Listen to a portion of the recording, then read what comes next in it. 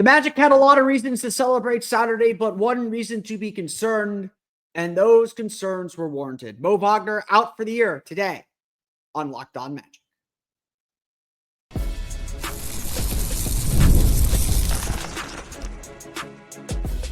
You are Locked On Magic, your daily Orlando Magic podcast, part of the Locked On Podcast Network, your team every day. And you are indeed Locked On Magic. Today is December 22nd. It will be December 23rd, 2024. My name is Philip Rossman-Reich. I'm the senior writer over at OrlandoMagicDaily.com. Of course, find me on Twitter at PhilipRR_OMD. On today's episode of Locked On Magic, the news that everyone expected and feared has come true. Moe Wagner has torn his left ACL. He is out for the year. We'll talk about what that means for the Orlando Magic, both in the short term, the long term, and where the Magic go next. We'll get to all that coming up here in just a moment. First, we want to thank you again for making Locked On Magic part of your day every day, no matter when you listen to us, whether it's first in the morning, whether it's right when we upload. We truly appreciate you making Locked On Magic part of your day every day. And you can make Locked On Magic an even bigger part of your day with the Locked On Magic daily newsletters, the one stop for ultimate team and league coverage delivered right to your inbox. Sign up for free now at LockedOnDaily.com. That's LockedOnDaily.com, and start your day with the all-new free Locked On Magic newsletter. Today's episode of Locked On Magic is brought to you by our friends over at FanDuel. The NFL playoffs are almost here, but it's not too late to get in on the regular season action with FanDuel, because right now new customers can finish the season strong with $250 in bonus bets if your first $5 bet wins. Visit FanDuel.com to get started. We've ripped the Band-Aid off already. Let's keep ripping it up a little bit more. We expected Sunday to be a bad day for the Orlando Magic. As glorious, as fun as the 25-point comeback was against the Miami Heat on Saturday, one of the big reasons the Magic found themselves in that hole to begin with was because of the injury to Moe Wagner. Late in the first quarter, Moe Wagner was driving to the basket as he normally does and crumpled to the floor. Non-contact injury, just fell to the floor and needed teammates to assist him off the floor. And while you always hope for the best, we have watched enough basketball. We have been through enough of these injuries to know exactly what that was. And most of us amateur doctors guessed at the time that it was a torn ACL. We hope that it wasn't. But the Magic made it official on Sunday. Moe Wagner had torn his left ACL. He will require surgery. He will be out for the rest of the year. There's no timelines on these things, as we know, but the typical shorthand is it takes about a year to come back. And so we're looking at Moe Wagner being out of action until around Christmas next year. I don't want to get too deep into the contract stuff. I will address it. I will mention it. But for now, the Magic know they will be without Moe Wagner for the rest of this season. And as was clear in the moment on Saturday, this is a devastating blow. This is an emotionally devastating blow and a cultural blow in so many ways. The Magic are a team that runs on vibes. They're not the greatest offensive team in the world. They're a great defensive team because everyone buys in and believes not only in what Jamal Mosley is preaching and teaching, but in each other. And as was the case when Paolo Banchero went out and Franz Wagner went out, they finished their games, but there was definitely a hangover into those next few games after. The Magic had to kind of find themselves and find their resolve again. And that was certainly the case Saturday night after Moe Wagner went down. Not only were the Magic now without their four best players, or the four highest scoring players, Paolo Banchero, Franz Wagner, Jalen Suggs, and Moe Wagner. Moe Wagner's fourth. Not only were the Magic out those key players, but they had to find an emotional wellspring. And look, it's credit to everyone on the team that they found it. On Saturday night, when all seemed lost, and look, if you were in the Kia Center on Saturday, after Moe went down, knowing what that injury likely was, everything felt lost. It felt like not necessarily that the season was over, but certainly that night was a wash and that it was going to be very, very hard here until Paolo Banchero returned. How the Magic were able to find the energy to get back into that game is a real credit to them. And, I think there was, after the game, there was a lot of excitement, a lot of celebration, a lot of just really good feeling, but there's also, it wasn't as happy of a night as it should have been. Jamal Mosley came into the press room after the game and said, we're not going to take any questions about Moe Wagner today.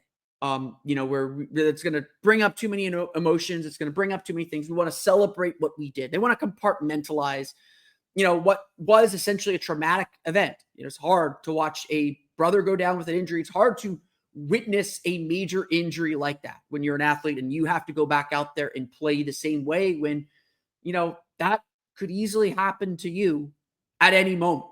Our ACLs are kind of ticking time bombs. Like they only have so much stress they can go under. It was hard. And all the players we spoke with after the game, Goga Batadze said, we wanted to win that for Mo. We wanted to win that for our teammate. Cole Anthony said there is no one on this team that works as hard or truly loves the game as much as Moe Wagner. There's no one whose attitude rubs off on the rest of the team like Moe Wagner. He is an irritant. Everyone around the league knows that he is an irritant. They feed off that. He gives this team an edge. He gives this team a bravado that a sometimes quiet group needs to be successful. Moe Wagner gives everybody permission to have fun, to have joy.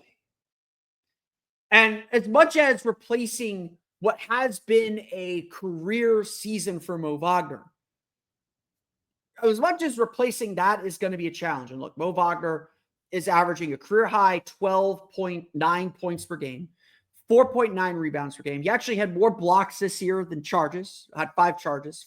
Leads it. I believe he's tied with Jalen Suggs on the team for that. He shot 56.2%, nearly matching last year's 60.1% on 8.3 attempts, really upping his attempts. Was making 36% of his threes. So yes, the Magic losing one of their best three-point shooters too. His production is a big reason why the Magic had the 4th highest scoring bench in the league last year and were 8th this year, despite all the injuries stretching their depth thin. Moe Wagner is a huge contributor on the court, but he's an even bigger contributor off of it. He is someone that defines this Magic culture. I'm going to dive more into that here in a moment, but everybody understands and feels and knows who Moe Wagner is and what Moe Wagner is about and why he is so vital to this team moving forward, why he is so vital to how this team has become this team, a team that is 4th in the Eastern Conference, despite all the injuries, 4th in the Eastern Conference and flirting with championship contention.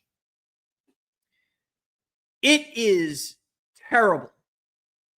This is a rotten luck, something you don't wish on anybody. But it is a gut punch to a team that has already taken a lot of blows and has bounced back at every turn. We'll talk about where the Magic go next. I want to save that for the very, very end. And the Magic are deep enough, are still capable enough to win. Paolo Banchero is coming back soon.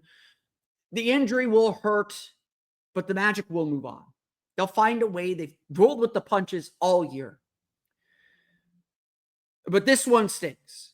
Because unlike Paolo and Franz, when we knew they would be back, we're counting the weeks now for Paolo to come back. He will be back sooner than you think. Franz Wagner's probably coming back in about a month and a half, 6 weeks, 7 weeks maybe. Certainly probably around the All-Star break's probably the time to really think about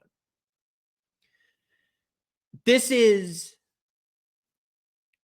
This one hurts because Mo is done for the year. There is no coming back. There is no recovery from this one. Not this season, at least.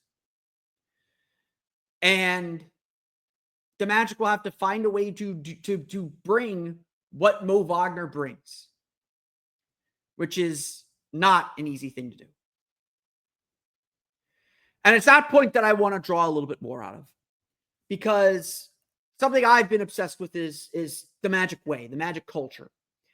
And obviously Saturday night was a culture win. You don't come back from 25 against an arch rival, hold a team to 8 points in the fourth quarter without having something embedded inside your team. I want to talk about what Moe Wagner means to the Orlando Magic and this whole rebuild project coming up here in just a moment.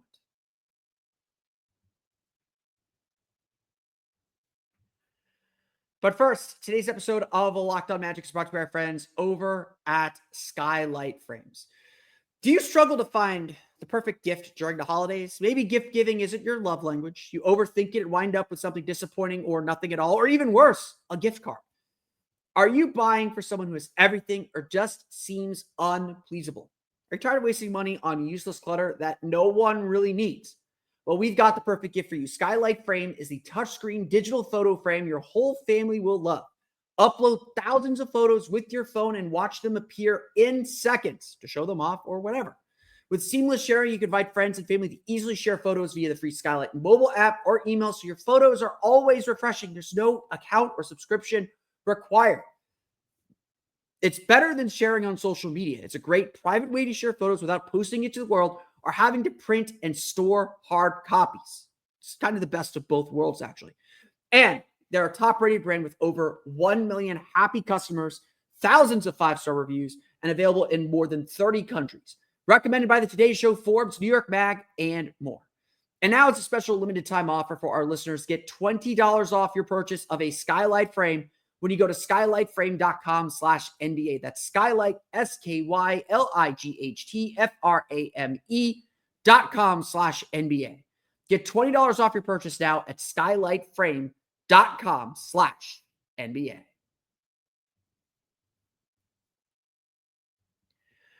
Before we move forward, talking a little bit more about why Moe Wagner is so important to the Orlando Magic's culture and what the Magic are losing, frankly, now that he's going to be out for a little bit, I want to make a quick announcement. I know today's a little bit more of a sad and somber episode, but Tuesday night, 6 o'clock, Christmas Eve. I don't know what to do on Christmas Eve. I'm Jewish. I don't really know what to do. Everything's closed. Let's do a live episode. We're overdue for a live episode. 6 p.m. Eastern time on the Locked On Magic YouTube page. I'll also stream it on the O Magic Daily Twitter page as well. We'll do a live episode. Bring your Magic questions. Bring your trade ideas. We'll hit them all. Philip Santa Claus is here to talk Magic basketball. Locked On Magic Live this Tuesday at 6 p.m. Eastern time. I'll finalize everything and let you know more as we get closer. But I finally got a chance to sit down and watch at least the first 2 episodes of the Wagner Brothers documentary. If you do not know, the documentary crew that was following the Wagner Brothers throughout all of last season finally released their product a couple weeks back. It's a 4-episode documentary. It is in German. Franz told me that it was designed for a German audience. They want to inspire the next generation of German basketball players. It's a big theme of the documentary itself, is their responsibility and what it means to represent German basketball, and especially with Franz and the status that he's taken on, what that responsibility means. But the first episode of that documentary is really telling. The documentary takes place during last season, the 2023-2024 season. And so it starts in the summer of 2023 on the first day of free agency. Moe Wagner is a free agent. He is someone who is looking for long-term security in the league. Signed a short-term deal with the Magic, kind of a prove-it deal with the Magic. Was wildly successful, was eager to stay, but wanted to be paid what he's worth. Wanted to make some money after nearly being out of the league. And the negotiations were, I don't want to say contentious, because it seemed like it was kind of pro forma the way these negotiations go. It's actually really interesting because it tells you how negotiations go in the league. It's not as cut and dry as it maybe feels. And while Moe was stressing out over the deal that the Magic ultimately gave him, a 3-year, $30 million deal that will pay him $11 million this year, $11 million next year. We'll get to that in a minute. I'm not skating over that issue here. But Moe very much made it very, very clear. I am a good player. I don't want to be here just to babysit my brother. I want to be somewhere that appreciates me, that wants me. And while his agent, in English, is working very, very hard to tell him, look, this is how things go. The first offer they gave us isn't what we're looking for. We're going to keep calling around, but it'll come back to you. And at the end of the day, Mo got the deal he wanted, got some long-term security, got the money he wanted. Everything's worked out great. To me, the first thing that I thought of, honestly, when the news came out, when I received the news, and again, it's because I literally just watched the first couple episodes of the documentary on Thursday or on Wednesday. Or was it Thursday? I don't remember what it was. Thursday or Friday. What really stood out to me was this notion of belonging. You have to remember, Moe Wagner was out of the league when the Magic signed him. He was drafted by the Lakers. They traded him in the Anthony Davis trade deal to the Washington Wizards. He had some success with the Wizards. They dealt him to Boston. Boston didn't want anything to do with him. They sent him to Chicago. No, they traded him to Chicago. Chicago was like, we don't want him. They shuttled him to Boston. He played a few games with Boston and got cut. He had some injury issues that slowed him down, but he was out of the league. And then the Magic gave him a rest of the season contract. He played 12 games with Orlando in the 2021 season. And even then, first off, I'll admit this, cold take on my part, I was not impressed with him in that stint. The energy was there. We knew he could score. It was just like, there's something off about this. It doesn't it's not, I don't see it working. Not afraid to admit this, not afraid to admit that. And to that point that Mo made, it very much felt like, especially after the Magic drafted Franz Wagner, that Orlando was trying to just get a leg up on investigating who this Franz Wagner person was, get to know the family a little bit better, get to understand who this person was, and get some intel that other teams wouldn't be able to get. Especially since the Franz Wagner pick seemed so shocking.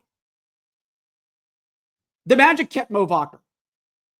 And each year since, this is his 5th year with the team, not a small accomplishment. Each year since, Moe Wagner has gotten better and better and better.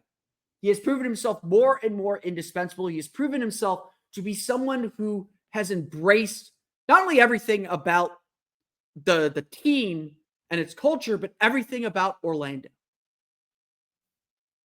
So my first thought when the injury news came out was knowing in this uncertain time 2 summers ago, where Mo wanted to feel wanted and wanted to feel appreciated. I hope that, Mo is probably going through his mourning, probably going through all the stages of grief that you go through, because, his season's over and there's a long road ahead of him. ACL tears are not what they used to be. They're very easy to recover. Some guys recover in 9 months. I would say it's very unlikely he's ready to play by the start of next season, but not impossible. Again, Thanksgiving to Christmas is probably the more realistic target for his return. And knowing this Magic franchise, probably January. Mo,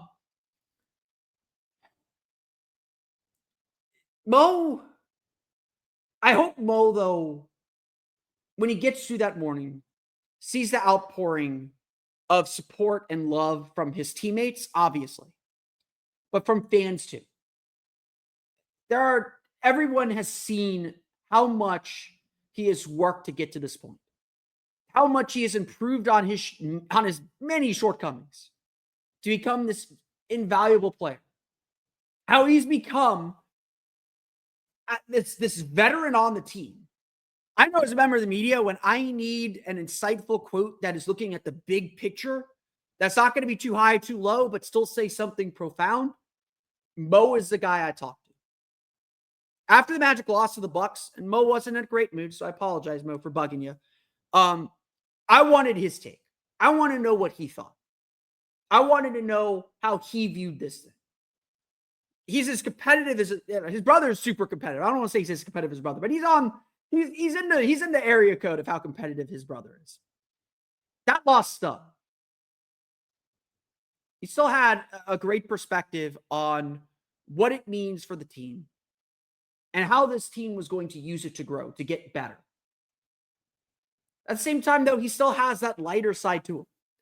He still has that joy of how he plays. And look, there are a lot of players that piece together and have formed what this Magic culture is over the last 4 or 5 years. Again, you don't have a win like you had Saturday night without having a culture and identity, without knowing who you are and knowing what success looks like for your team. And there's been a lot of guys that have had hands in what that success looks like. Jalen Suggs with his unyielding energy is a big part of that. Cole Anthony with how unconditionally he supports all of his teammates and is the biggest cheerleader for everybody on the floor is a part of that. Franz Wagner and his super intense competitiveness is a big part of what makes this Magic team successful. Obviously, like Jamal Mosley being able to put it all together and, keeping the big picture in mind while still trusting and giving freedom to his players to learn and grow and make mistakes. Huge part of it.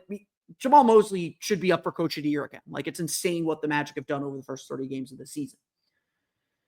Paolo Banchero, with his calm demeanor, that quiet fire that he has, that keeps everyone level and all the chaos, a big part of it too. Goga Bitadze and Moe Wagner are special cases as well, because they were out of the league until the Magic found them, brought them into their family, and let them grow to become the best versions of themselves.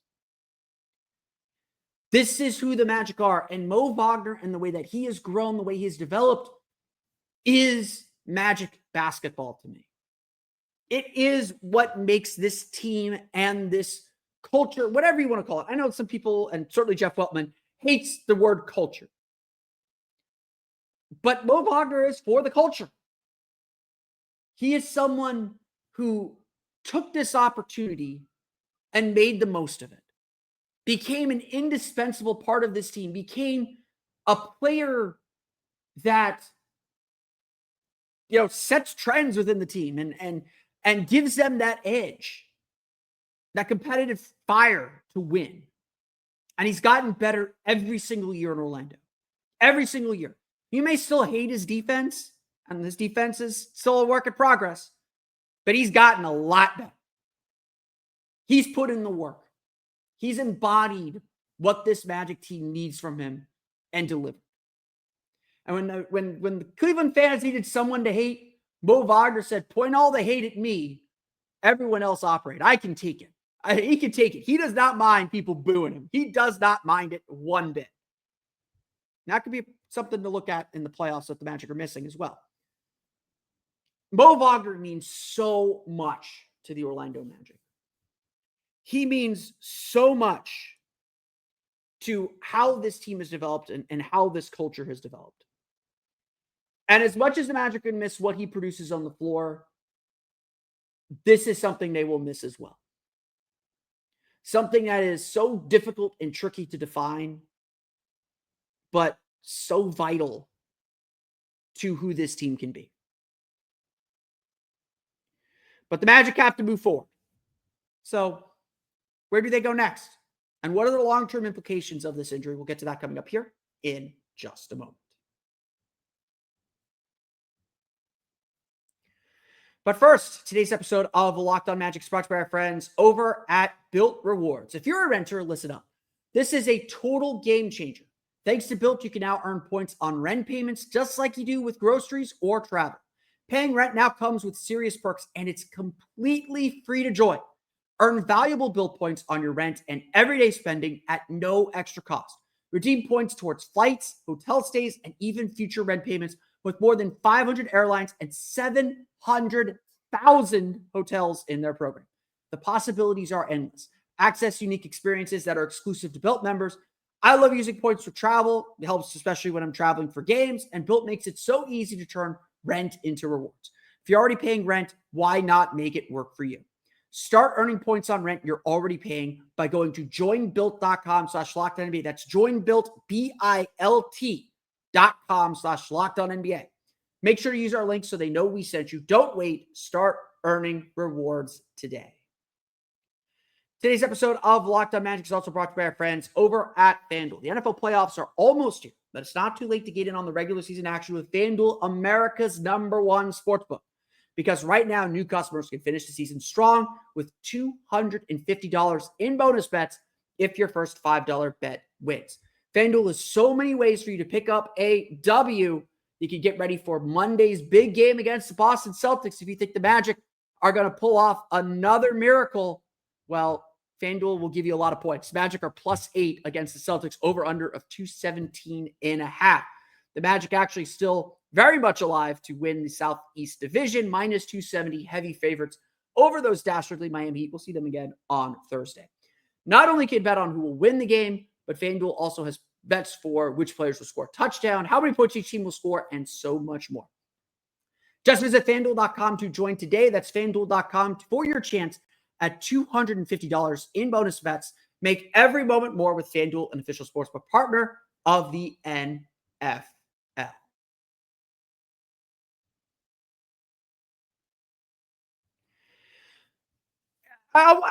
You can tell by how quiet this episode is. Today's episode's about mourning.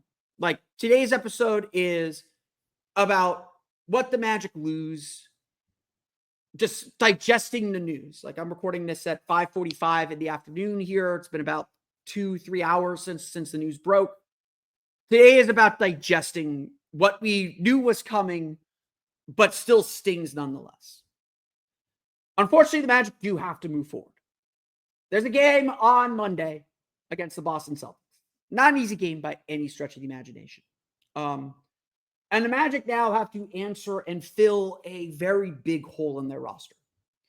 Moe Wagner averaged 13 points per game, was their top scorer off the bench, was should have been, I don't think he was, but should have been a front runner for sixth man of the year. Like, this is a really quality player. And on top of that, Jalen Suggs and Gary Harris still questionable for Monday's game. There are longer term implications though. And look, some of it is not concerning.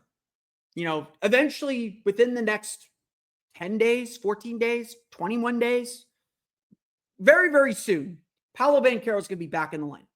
And assumedly, he's going to move back to the 4. They'll slide Tristan da Silva over to the 3 or start Gary Harris alongside Kentavious Caldwell-Pope when Gary Harris is ready to go.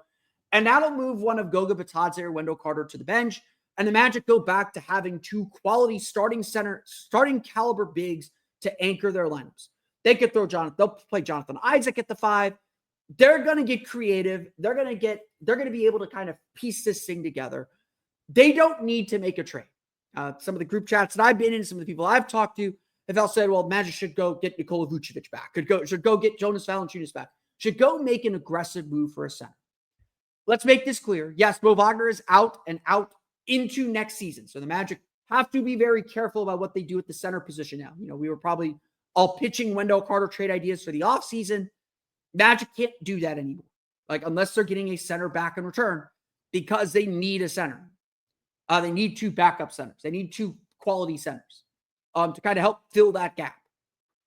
The Magic aren't here to do some quick fix move. Again, the Magic do need to supplement and do need to find a way to replace Moe Wagner. But the answer really probably is, hey, Wendell Carter, you're our 6th man now. When we're fully healthy, we'll start Goga Bitadze. We'll bring Wendell Carter off the bench or play him with those bench groups. That's going to get him more touches. That's going to get him into an offensive rhythm a little bit quicker, perhaps. I think that's ultimately where this team ends up going. That's how they're going to start piecing this together. Maybe the Magic are more open to trading for a center or taking back a center at the trade deadline. But right now, the Magic also have a full roster, a 15-man roster. They don't have the space to make anything happen. More than likely, if I were to guess, hasn't happened as I'm recording here at 5:45. I would not be surprised if it's shoot around tomorrow morning, Monday morning, or shortly thereafter, the Magic announced that they have signed Robert Baker to a 2-way contract. Robert Baker is the starting center for the Osceola Magic during the tip-off tournament, which was the early part of the season when Osceola kind of struggled. Baker averaged 11.6 points per game, 6.1 rebounds per game, 0.9 blocks per game, in 23.4 minutes per game. Shot 35.7% from three on 5 attempts per game, 47.1% from the floor. Robert Baker is a more versatile four. He's not your traditional kind of big or traditional five. He's not your traditional big bruising post player. He's more of a tweener 4-5. He's more of a Wendell Carter type than a Goga Bitadze type, if that's the sense you're getting. For a two-way player, and Baker's been knocking on the door being a two-way player for a little while now. He's been in the Magic system.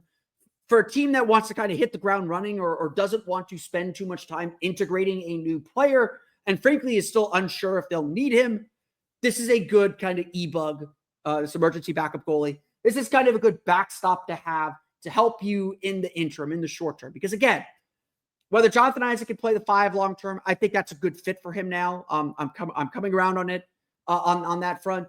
Paolo Banchero is coming back here in the next 10 to 14 days-ish, maybe next 2 to 3 weeks. He's going to set this rotation back a little bit. And frankly, like, the Magic aren't like super concerned about like anything big, especially because they're still winning. They're not like falling apart. They're not, they've fallen from 3rd to 4th in the standings. We're not losing sleep over that. That was expected. If they were to fall to like 6th and Miami was creeping up on them a little bit more than they are, then I think the Magic might have looked, okay, we got to do something pretty immediately. We got some major issues to fix. The Magic, the way that they played, because Paolo's return is so imminent, they're not going to do anything crazy. And again, they're not going to really do anything until the trade deadline anyway. The Magic, the first place that the Magic are going to start is simply by giving themselves that emergency backup. So I would anticipate, whether it's Robert Baker or someone else from the G League, I anticipate the Magic signing someone from the G League Monday. They have that open two-way spot. Just knock that out, bring that guy in. I prefer it to be from Osceola because that's the way minor league system is supposed to work. But have that emergency guy, but he's probably not going to play very much. And certainly, maybe not early on in this process. You're just going to see how the rotations shake out, and you just have that emergency guy in your back pocket. The bigger questions are long-term about this. I don't want to linger too much on this because I think it is unfair to Mo. It is the cruelest part of the sport and of the business. Moe Wagner has a team option for next year. The Magic could very well, very cruelly, in fact, cut bait or trade him or just take his money off their books for whatever reason. I don't think the Magic will do this. I think that the Magic believe in Moe Wagner. They know that he's a hard worker. They know he will come back. And frankly, by June, they'll probably have a good idea of where his recovery is at. I think that the Magic aren't going to touch him. I think they're going to plan on him missing the start of the season, but be back and ready to play again around Thanksgiving, Christmas, somewhere in that vicinity, somewhere between Thanksgiving and the New Year, in 2026. And so I don't think they will do that, but yeah, like there is some financial pressure now, and the Magic will have to explore a lot of trade ideas or explore potential trade ideas. And a Moe Wagner who wasn't an option to be traded may now become a more favorable trade chip because he's an $11 million expiring contract. A team that's looking to shed some cap to get in on free agency this summer, which who's doing that? They may be willing to take that on when the Magic weren't willing to trade that before. Again, I hate even broaching that, honestly, on this day. It has to be addressed. It has to be announced. It has to be said. Because it is a reality of something the Magic could do. I don't think it is. I don't think they will do that. But Moe Wagner's future is in a little bit of flux financially and contractually. That's going to depend on his recovery. He's got to have the surgery first. That's probably going to happen the next week or so. Then the recovery process begins. For the Magic, it's about getting the rest of their roster healthy. Getting Paolo back is going to be huge. It's then going to be about deciding who starts between Goga Bitadze and Wendell Carter. I would lean toward Goga Bitadze in this specific scenario because I think Wendell Carter would be served really well by coming off the bench and anchoring those bench units alongside Jalen Suggs or alongside Franz Wagner when that time comes. I think that would be very good for him and maximize him a little bit. And the Magic are probably going to go out and get a two-way player to serve as an e-bug, emergency backup goalie, if you don't know what that is. I just like saying e-bug. Find an emergency third center just to have, just in case. That's where we go for now. Like that's where we have to sit for now. The big news, the big thing, Moe Wagner's out for the year. We hope that he has a speedy and healthy recovery. And we all know this is not the last we're going to see of him. We will, personally, again, I think we will see him in a Magic uniform again next year. And we all know what he means to this team and why he's so valuable. So it's time to get back to work. And that's going to do it for me today. I want to thank you all again for listening to today's episode of Locked On Magic. Of course, find me on Twitter at @PhilipRR_OMD. Subscribe to the podcast and Apple Podcasts, Stitcher, TuneIn, Himalaya, Google Play, Spotify, Odyssey, and all the Style podcasts to your podcast-enabled listening device. For the latest on the Orlando Magic, be sure to check out OrlandoMagicDaily.com. You can find us there on Twitter at OMagicDaily. And for even more Orlando Magic content, be sure to check out my Patreon page, the Orlando Magic Hub, at patreon.com/Orlando Magic Hub. As always, thank you for your support. As if all that's not enough, your favorite podcast now has a newsletter. Introducing the Locked On Magic Daily Newsletter, the one-stop for ultimate team and league coverage delivered right to your inbox. Sign up for free now at LockedOnDaily.com. That's LockedOnDaily.com and start your day with the all-new free Locked On Magic Newsletter. That's going to do it for me today, though. I want to thank you all again for listening to today's episode of Locked On Magic. On tomorrow's episode of Locked On Magic, we'll talk about the Magic's game against the Boston Celtics, recap how the Magic did and what it all means on our next episode of Locked On Magic. Don't forget, we'll be doing a live episode Tuesday night at 6 p.m. Eastern Time. We'll do that on the Locked On Magic YouTube page, as well as on Twitter at OMagicDaily and Twitter Spaces or X Spaces, whatever it's called. We'll see you all then. We'll see you all after the game against Celtics on Monday. And until then, for Orlando Magic Daily and Locked On Magic, this has been Philip Rossman-Reich. We'll see you all again next time for another episode of Locked On Magic.